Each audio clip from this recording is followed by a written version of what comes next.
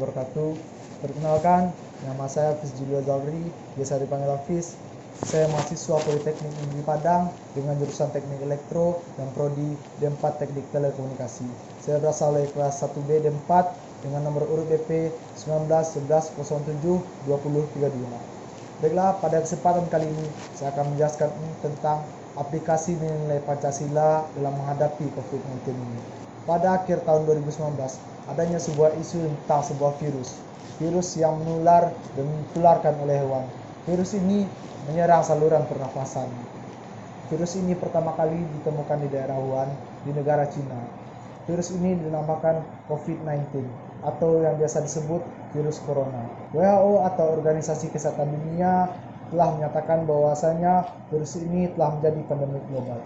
Virus yang awalnya dari negara Cina ini menyebar ke seluruh dunia.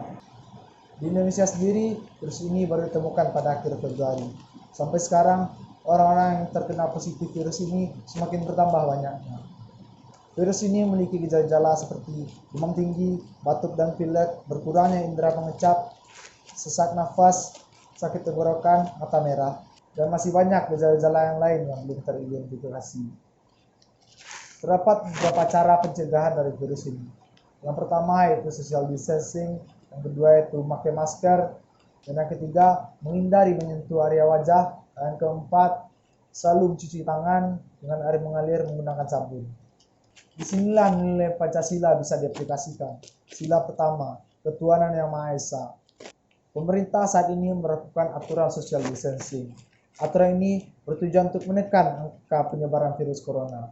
Saat aturan ini ditetapkan, maka terdapat juga aturan untuk melakukan segala sesuatu atau segala aktivitas kita di rumah masing-masing. Tidak terkecuali untuk beribadah. Pemerintah juga melarang untuk melakukan ibadah di tempat-tempat ibadah. Hal ini dilakukan untuk menghindari keramaian yang bisa memungkinkan banyak orang terkena virus ini, karena virus ini bersifat menular. Maka kita sebagai umat beragama, walaupun tidak diperbolehkannya kita beribadah di tempat-tempat ibadah, kita harus selalu beribadah di rumah kita masing-masing. Jangan karena larangnya kita pergi ke tempat-tempat ibadah, maka itu menjadi alasan kita untuk tidak melakukan kewajiban kita. Kita juga harus selalu berdoa kepada Tuhan Yang Maha Esa, agar kita semua terlindung dari virus ini dan virus ini cepat berakhir. Sila kedua, yaitu kemanusiaan adil dan beradab.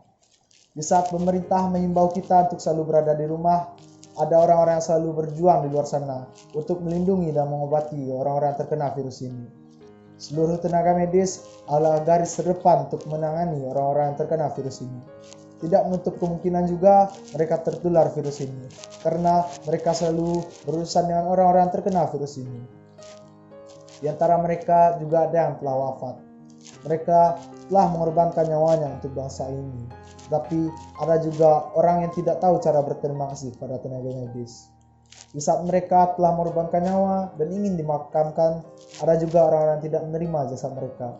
Disinilah pentingnya sila kedua. Pentingnya untuk kita selalu menjunjung tinggi nilai kemanusiaan. Seharusnya kita semua harus menghormati seluruh orang-orang yang telah berjuang untuk kita, bukan dengan mengabaikan dan menolaknya.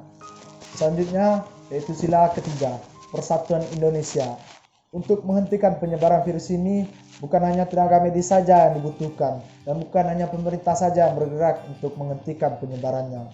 Tapi kita semua harus juga ikut andil dalam menghentikan penyebaran virus ini. Kita semua bisa membantu penyebaran virus ini dengan cara beraktivitas di rumah saja.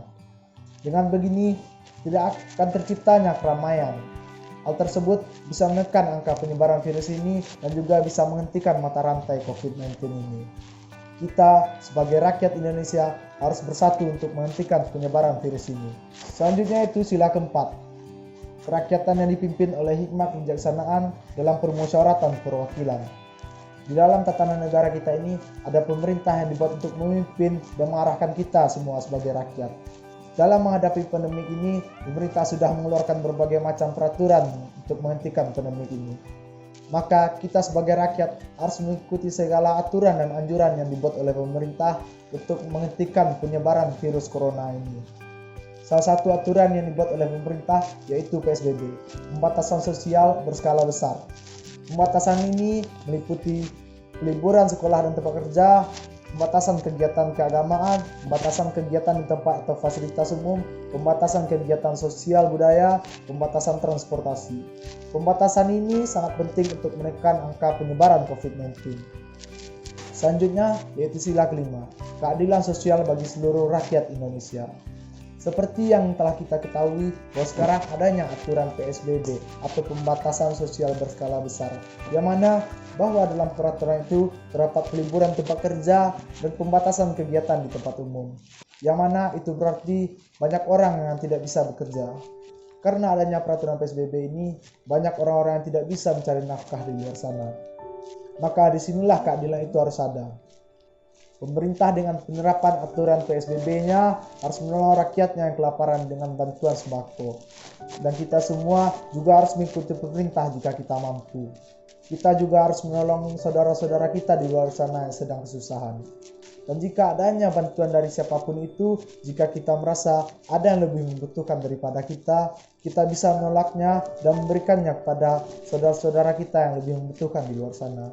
Karena keadilan itu tidaklah selalu sama rata, tapi keadilan itu adalah penyamarataan. Begitulah aplikasi nilai Pancasila dalam kehidupan sehari-hari dalam menghadapi pandemik ini.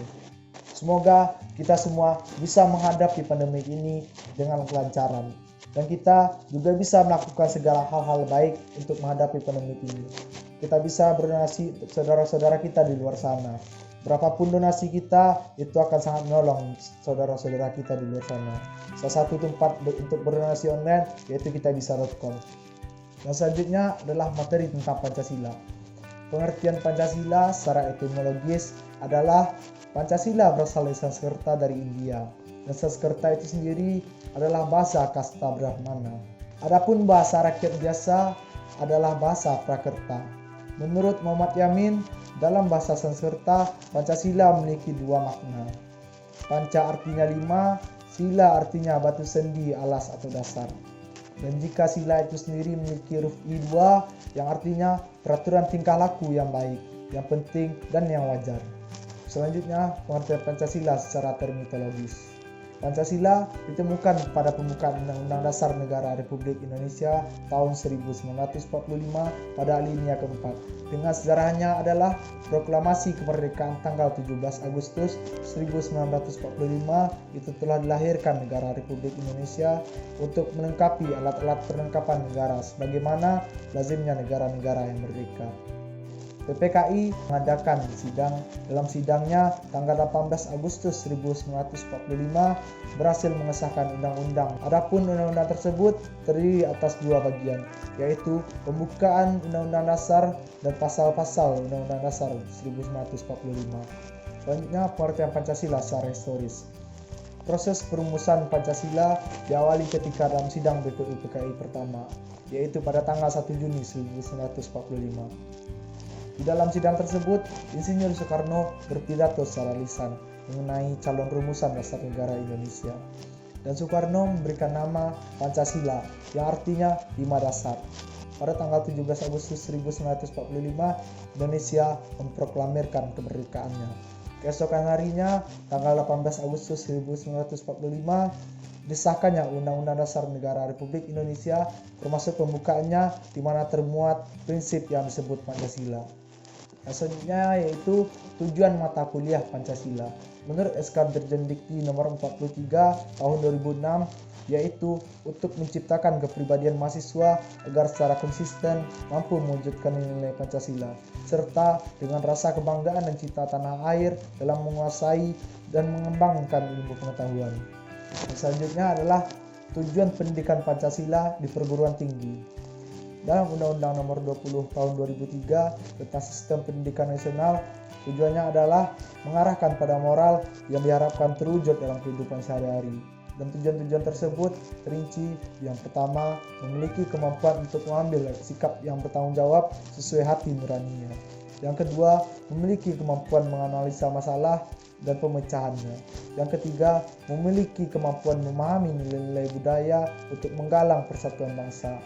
Yang keempat, mengenali perubahan-perubahan dan perkembangan ilmu pengetahuan, teknologi, dan seni. Sifat intelektual tercermin pada kemahiran, ketepatan, dan keberhasilan dalam bertindak. sifat tanggung jawab.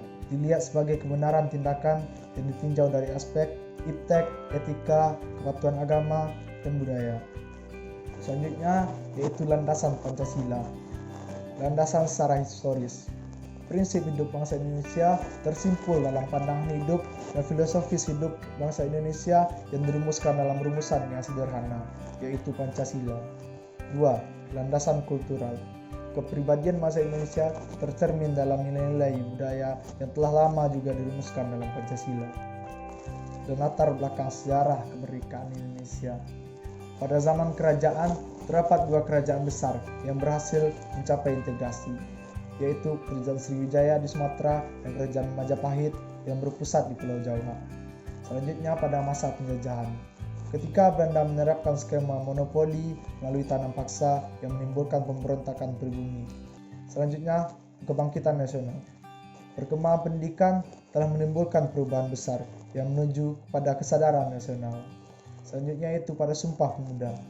Telah memperoleh pengakuan yang bulat, yaitu satu tanah air, satu bangsa, dan satu bahasa. Itu adalah sebagai cerminan tertanamnya Indonesia bersatu. Dan selanjutnya penjajahan Jepang. Dengan propaganda yang disebut dengan 3A untuk melawan sekutu, yaitu Amerika, Inggris, Rusia, dan Belanda, demi mendapatkan simpatik bangsa Indonesia untuk membantu Jepang, maka dibentuklah BPUPKI. Sidang-sidang sebelum kemerdekaan. Yang pertama ada sidang BPUPKI. Pada rapat BPUPKI pertama kali berlangsung selama 4 hari, yaitu menyampaikan perumusan dasar-dasar negara oleh Muhammad Yamin, Regnia tanggal 29 Mei, dan Supomo tanggal 31 Mei, dan Soekarno tanggal 1 Juni 1945. Mereka menyampaikan apa saja yang menurut mereka pantas menjadi rumusan dasar-dasar negara itu. Dan pada sidang 2 BPUPKI terjadi pada tanggal 10 sampai 16 Juli 1945. Dan pada 7 Agustus 1945, Jepang kalah oleh sekutu. Pertengahan Agustus dibentuk PPKI. 8 Agustus Soekarno, Muhammad Hatta, dan Rajiman Yudhoyodiningrat berangkat ke Saigon. Pulangnya Soekarno mengumumkan bahwa Indonesia akan merdeka dan bukan hadiah dari Jepang, tetapi atas perjuangan bangsa Indonesia sendiri. Pada tanggal 16 Agustus 1945 terjadinya penculikan Soekarno, dan peristiwa itu dikenal dengan Rengas Dengklok. Pada tanggal 17 Agustus 1945 Soekarno memecahkan teks proklamasi. Dan sama-sama kita ketahui tanggal 17 Agustus itu adalah peringatan hari kemerdekaan bagi bangsa Indonesia. Baiklah, hanya begitu yang bisa dapat saya jelaskan. Apabila ada kesalahan kata, mohon dimaafkan. Hidup mahasiswa, hidup rakyat Indonesia.